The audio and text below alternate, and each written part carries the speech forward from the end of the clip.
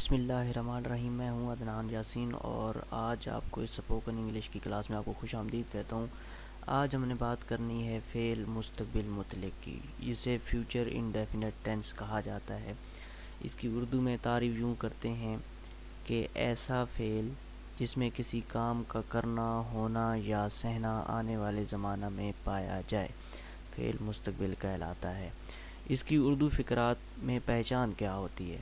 تو اردو فقرات کے آخر پر ہمیشہ گا، گے، گی وغیرہ آتے ہیں۔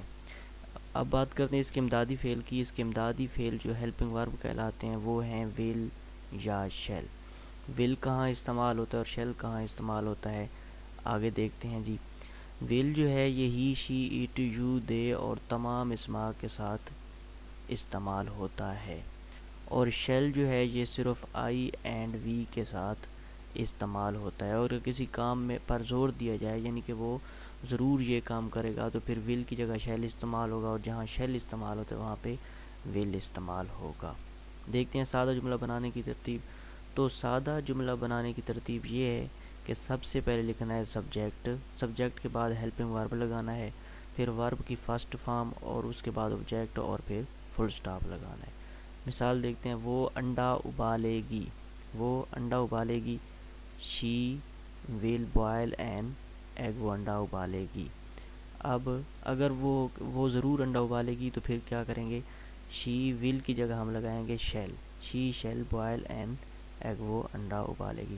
میں نے بالکل سمپل مثال کو چلایا ہے تاکہ آپ کو کنسیپٹ سمجھ میں آ جائے، باقی آپ کیا کریں گے، خود پریکٹس کریں گے تو آپ کو سمجھ آ جائے گی۔ اب دیکھتے ہیں منفی جملہ بنانے کی ترتیب۔ تو منفی کے لیے کیا ہے، سب سے پہلے سبجیکٹ لگانا ہے، سبجیکٹ کے بعد لگانا ہے ہیلپنگ ورب، ہیلپنگ ورب کے فوراً بعد ناٹ لگانا ہے، ناٹ کے بعد ورب کی فرسٹ فارم، پھر آبجیکٹ لگانا ہے اور پھر فل سٹاپ۔ وہ انڈا نہیں ابالے گی، وہ انڈا نہیں ابالے گی۔ She will not boil an egg, وہ انڈا نہیں ابالے گی۔ اب چلتے ہیں سادہ سوالیہ بنانے کی ترتیب کی طرف۔ سادہ سوالیہ وہ ہوتے ہیں جو ہیلپنگ ورب سے شروع ہوتے ہیں۔ تو ہمیں کیسے پتہ چلے گا کہ یہ ہیلپنگ ورب سے شروع ہونے والا ہے یا نہیں؟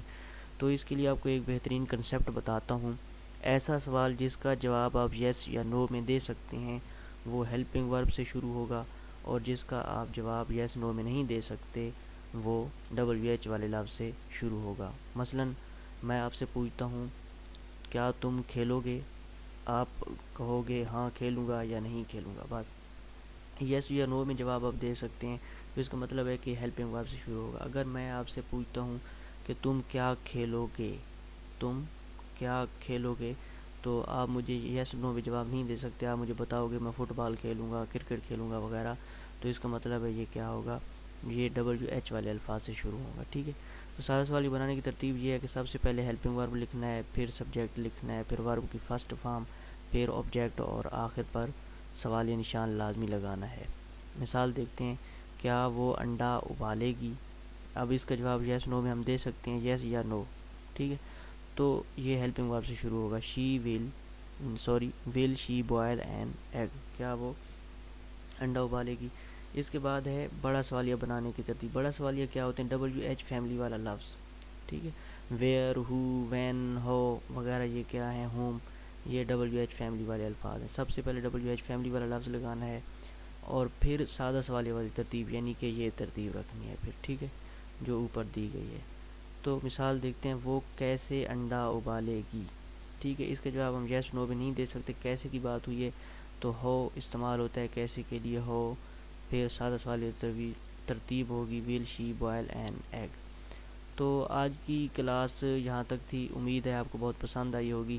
اگر آپ کو پسند آئی ہے تو لائک کرنا نہ بھولیے، اگر کوئی مسئلہ آپ کہیں سے سمجھ نہیں آئی تو کمنٹ میں درج کریں اور اس ویڈیو کو آگے شیئر کریں تاکہ یہ ان بھائیوں تک بھی پہنچ سکے جن کے پاس پڑھنے کے مواقع بہت کم ہیں۔ بہت شکریہ۔ اگر آپ نے میرے چینل کو سبسکرائب نہیں کیا تو پلیز اس چینل کو سبسکرائب کر لیں، اس طرح کی مزید بھی ویڈیو آپ کو ملتی رہیں گی۔ اللہ حافظ۔